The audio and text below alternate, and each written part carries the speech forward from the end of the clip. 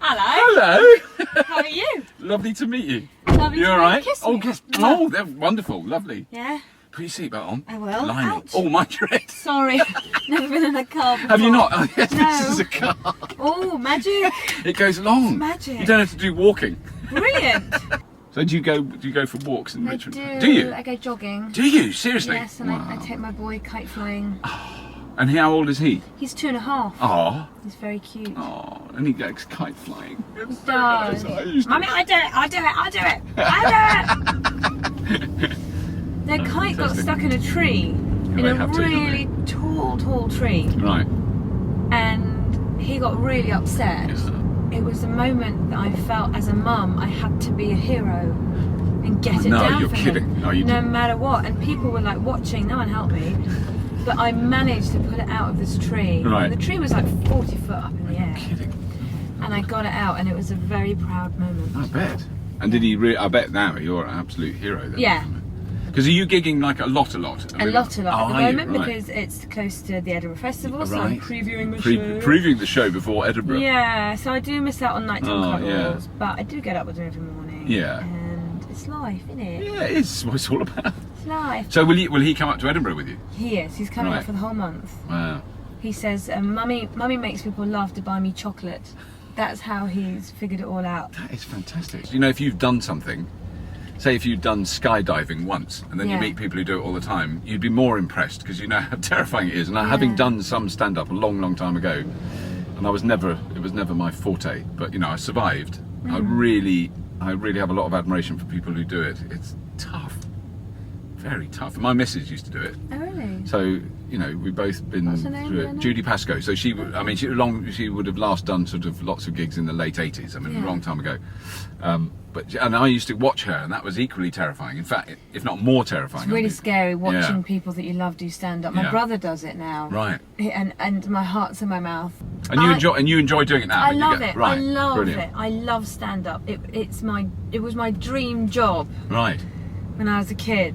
Really? Even when you were, as in a child, as in at school type age? Yeah. Wow. Yeah. Even though it wasn't until like Ben Elton and all that lot came Right. on the TV that I realised it was a job. It was my dark secret that I wanted to do, because you don't go around at sort of when you're a 14-year-old No, it's girl not. going, No. "I'm a stand-up comedian." You probably would nowadays. Yes. Because it's much more of an industry now, and I can imagine careers officers saying, you know, well, You're not that good at maths. Have you considered stand-up comedy? Yeah, you're not happy until everyone's looking at you. Have you considered stand-up? Whereas I went into my career's advice and said that I want to be an actress or, you know, Yeah. work in show business, and they said, well, how about the hotel industry?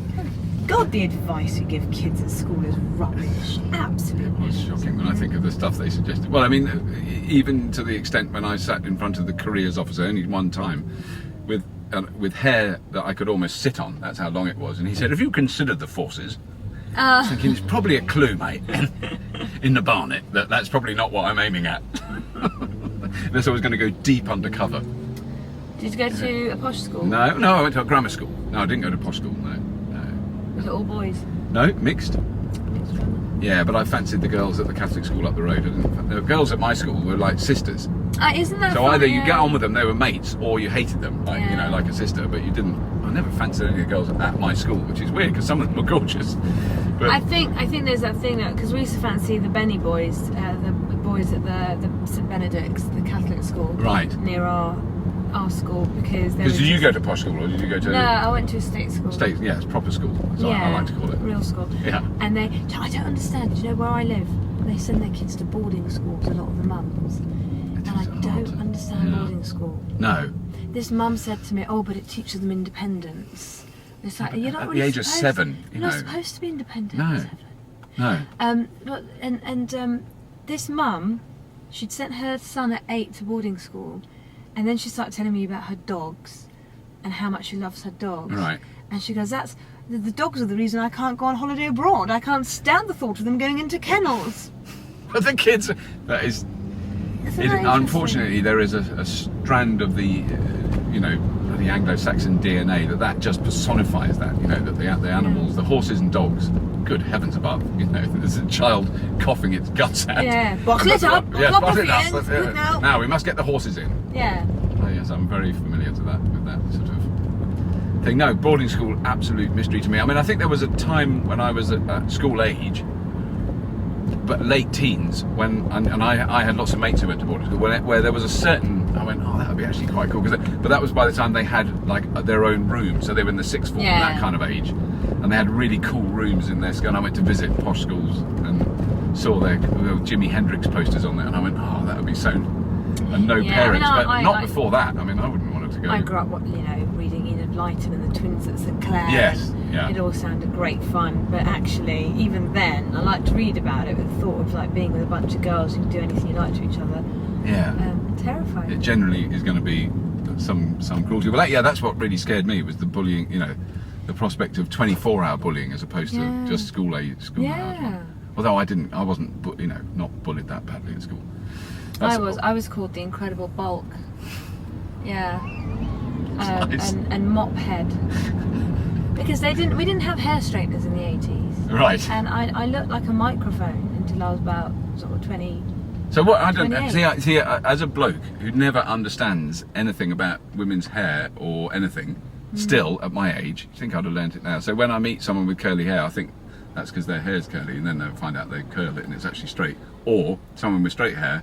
So what would your hair do if you didn't do anything to it now? It would curl. Seriously? Yeah. Like ringlety curls? But isn't that, I think that's...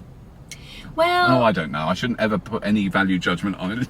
Well, it is, but it's a bugger to maintain. Is it? Yeah, because it goes frizzy. Mine goes very frizzy. Right. And it was much thicker, my hair, when I was younger. And Incredible bulk. Sorry, the trouble is with bullying kids, that is quite clever. Yeah. I'm sure it wasn't nice. Just feeling the pain again. Sorry, I'm just bringing it all back to you. Sorry, I won't ever mention that again.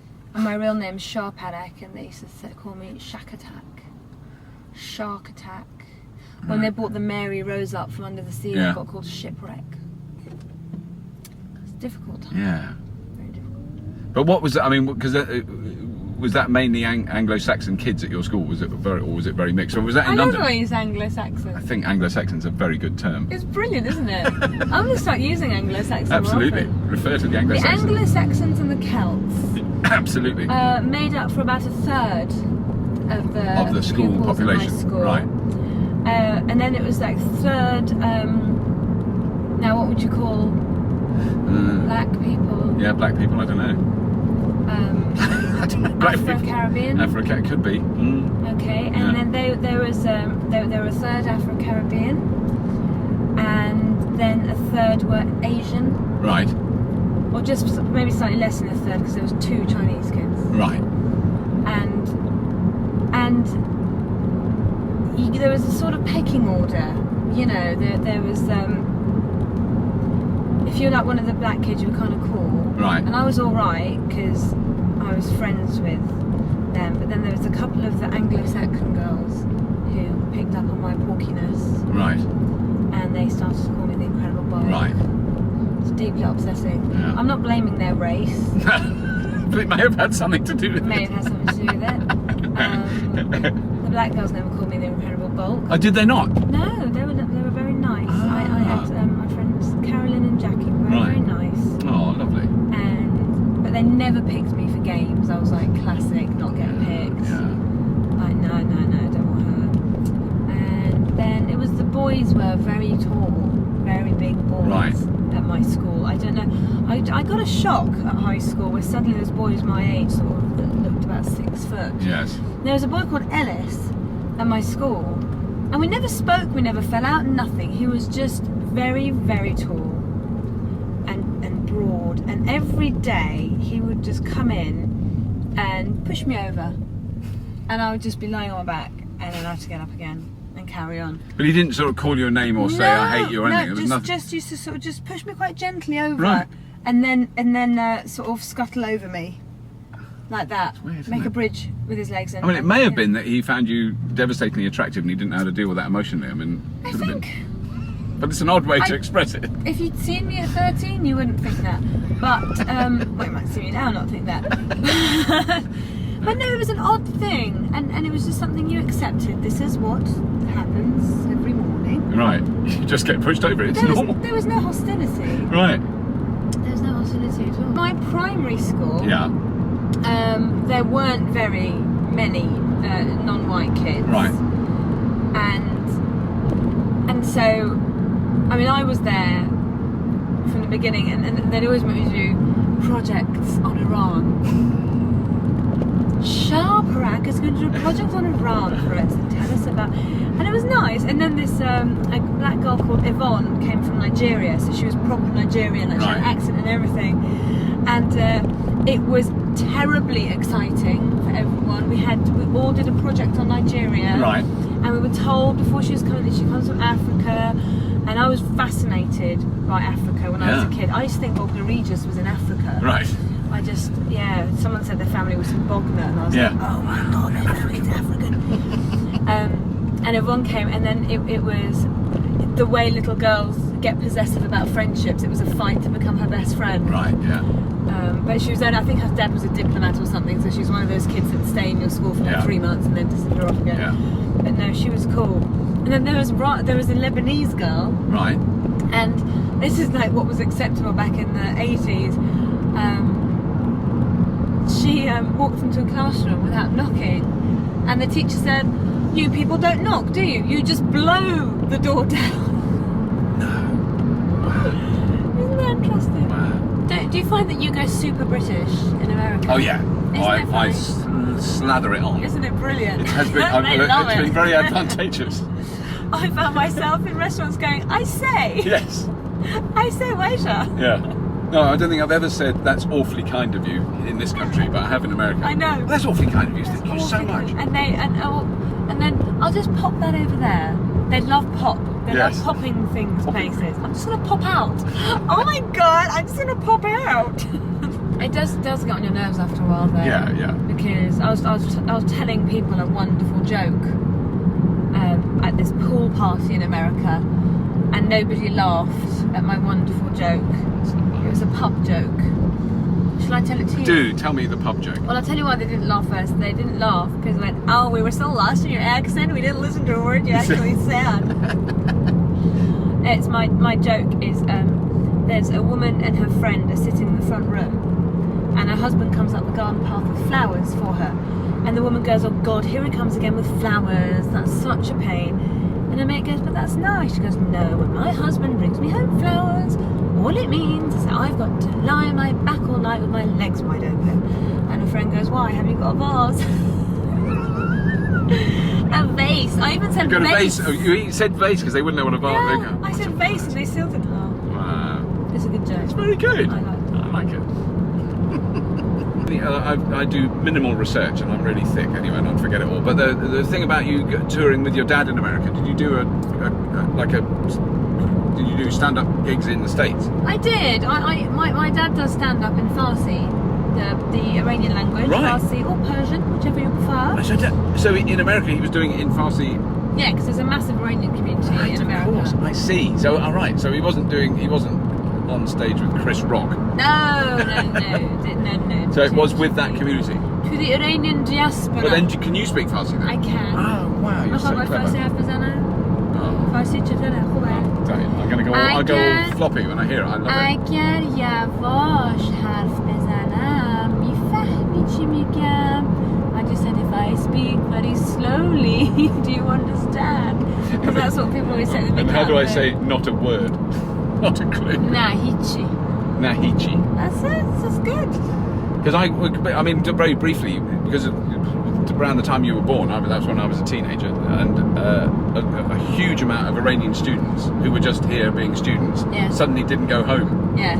Really a lot, and I knew not a lot of them, and when they spoke, I just love that. I mean, I never understood a word of it, but when they spoke in Farsi, I used to go all jelly-like. It's a nice It's a beautiful sounding language. It is beautiful, and it's quite unfamiliar, I think, to a lot of people. There's not a clue. I don't have a clue of anything, you know. Depends what you say. Like you can say stuff with a lot of kha kha kha in it. Can you? So I say to you, in خرید رفتم تو خیابون منم رفتم خرید. Right. That can be like, oh, is that Arabic? Or you can. Yes, that would make me wonder whether you were speaking Arabic. Or Then. you can make it sort of sound very flowery and go, no, but کجا ما داریم تو ماشین میریم برنامه داریم توی شهر دیگه and you can make it sound quite sing-songy. Beautiful. Lovely. Very nice. Yes. I'm quite dreamy now. But I tell you the other thing I went to at that time, and I did think of that this morning. I suddenly remembered it. I went to an Iranian wedding, and I was catering. I mean, but it was through those students, so I was helping. They're all doing this. Yes, that's what I was going to write. Oh, because I spent the yeah. Well, I could do that very badly, but I couldn't do. Because I was in the corner in the kitchen with all the old ladies who were fantastic. I couldn't speak a word of English. There was no communication. And then they did that clicky thing. I was going to ask, because I was thinking, I mustn't ask because you probably aren't going to do it. And I don't know any other country that does this. Never seen it anywhere else. That's the first time I've seen it since. It would be about 1973 when I was very proud of my clicking thing. Fantastic. I decided to learn the click when I was seven. Wow. And I learned the click. So is that? That's not a specific wedding-based. Clicky sound. It's a party-based thing. Oh, right. Yeah, when you're dancing, it's a dance thing. Or you do it to music, like clicking your fingers. Yeah. You do it to music. And, it's... It's weird that hasn't spread, because it's such a cool sound. Do you know what I mean? That there are rappers now who are doing it. Do you know, like, would be... Is that all it is? I can't do it. Obviously, I can't practice while I'm driving. No. I'm going to have a go later on. Can you hold the wheel? Can you hold the wheel while I try the clicking? Sorry, officer. Officer, I was concentrating on the road, but I was doing the Iranian finger clicking thing. It's called a veshkan. A veshkan. Veshkan. But I remember one old lady particularly, when she did it near me to show me how she did it. It hurt my ears. I can do it very loud, so I'm getting really competitive with this old lady. Yeah, sorry. That is incredible. That is incredible. I'm so glad. I'm really glad, because I was sort of half embarrassed not to mention it. I thought it would be a bit obvious, but that's so cool that you immediately picked up on it as well. So the language and the clicking. Oh, that's it. I'm done now. There we are. There we go. Have you ever had Iranian food? Well, yes. Then I would have done quite a lot. Yeah, and there's also an Iranian restaurant. I've been to. Yes. I can't remember where it is. Iranian food. There was, because it's all that herby, saucy herby stuff. Yeah. Beautiful. Lamb, aubergine. Yeah. It's kind of more similar to Greek. Yes. And Turkish food. Yeah. It's much more sort of Mediterranean-y. Yeah. But I just talked to a farmer recently, because talking of lamb, it's a much more ecologically aware meat. If you're going to eat meat, lamb's much better than beef because of farting, because the cows fart more than sheep don't fart much. Interesting. They're very, very good. It's funny, so I don't think I've ever heard a sheep fart. They don't. No, they don't fart. I think they technically, I'm sure they do a bit, but they don't fart like cows. Which, I mean, I've milked cows, and I mean they just don't stop. So, forgive my ignorance. Yeah.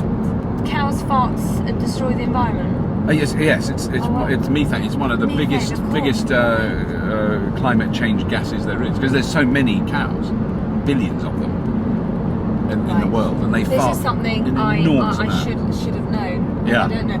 Do you know, this is the kind of thing that because I've done like benefit gigs for like environmental causes, and when it gets to a point with a certain subject that you can't ask what people are talking about because the assumption is made.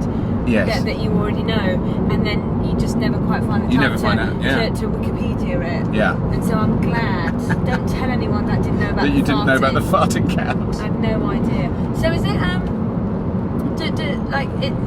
when cows fart, it produces methane? So we're the same as humans when we fart, is that? Yes, but I mean, I think we fart. If you compared, say, our daily fart ratios. Right. Your average human being, say, was a little on the graph. On the pie chart, it'd be like a little circle like that, whereas the cow would be the size of a tablecloth. It's a huge amount. So cows. Because of the way they digest, they've got how many stomachs? 7 stomachs. So they eat grass and then they regurgitate and chew it and eat it, and that really produces a lot of gas. It releases all the gas from. So cows are farting. They are just four-legged fart machines. Yeah. I've never liked the look of cows. Do you not? I mean, I do like them. I mean, as animals, I like. I'll always go into a field full of cows and have a little pat with them, and really, I like the way they sniff you. Oh, I sat on a bull once, and I got chased by a bull. Right, a bull is a different matter. So are you? No, people get trampled by cows. They can be, yeah. I got my hands on this book, the British Citizenship Test for Dummies, and it's multiple choice. Right. There are questions in the citizenship test, and in this book, one of the examples it gives is the heir to the throne of Britain is formally known as A, the Prince of Britain, B, the Prince of Wales, Right. or C, the artist formerly known as Prince. That's in the book. Seriously. Yeah. And is that a government? I know this is a independently published book. It's not like a government leaflet. Yeah, but I think they're real. But they are part of the question. Yeah. Wow. Yeah. It's quite. And in the beginning of the book it says, gaining British citizenship is often regarded as what did it say? Winning the lottery of life. The lottery of life. And I Right. thought, much as I love Britain in this current economic crisis, Yeah. Not I so think sure. second prize in the It's meat not, raffle. it's not a very big prize. It's a massive debt. And a motorbike, the way he's I doing know, his that is motorbike. very interesting, isn't it? Yeah. Well, I would love to take it, the test, because you imagine how low I would score. You wouldn't know anything. And I'd probably do quite well, because I'm a bit obsessed with history and all those sort of things. So I probably wouldn't do chronically badly, but the average UK-born Anglo-Saxon Protestant would fail miserably. They wouldn't have a clue. Are we in Guildford now? Nearly. I mean, yeah, we are on the edge of it, I think, yeah. I'm gonna have to get some chips. Yeah, you need a bag of chips before you go on. And I Oh, couldn't- I'm suddenly starving. Bag of chips. I haven't had a bag of chips for a long time. It'd be very nice. Brilliant. All right. See you in a minute. Okay. I was very nervous that we were going to be late for a gig, but we're early, so we've stopped outside the chippy. Get a bag of chips. Bag of chips and a battered sausage. I mean, it doesn't get better than this. This is it. This is the apex of my entire career, this very moment. Sorry. Oh, La la la. oh, magical. Yeah? Oh. What do you think? Oh, just sniff them. Oh, that is Lovely. fabulous. I've got everyone now. Keep it going. Oh, that could be some of your audience already here. Oh my God, better not run them over because I might diminish your numbers. That there. That there. Okay. This thumb over here. Yeah. This thumb's going underneath your hand. Oh, underneath. Yeah. Yeah. Yeah. And then try and get it comfy. Hey, that's No, good. that was not like That's yours. all right. Yeah, but you just got to. No, look, this took years. Did it? Okay, don't put the pressure on yourself. This took years. Oh, there's nothing. But wait a minute. You're. Wait a minute. My hand. Ah, there. That's it. Yeah, you're. No, put your thumb there. Oh, there. Yeah. Ooh. There. Oh, I've got to sort of. So tragic. No, it's good. It's good. And yeah, and our fingers are greasy, so Yeah. that adds extra clap. All right. That way. No. Give me your thumb. Where does that? Oh, that goes there. There, That goes there. there. Oh, on top of that finger. Yeah. Ah, right. Ooh. Oh. We got a clap. I'm gonna practice. The first one was a clap. It was That a good. semi-clap. You've done it. I'm really glad. I'm half Iranian now. It's been real.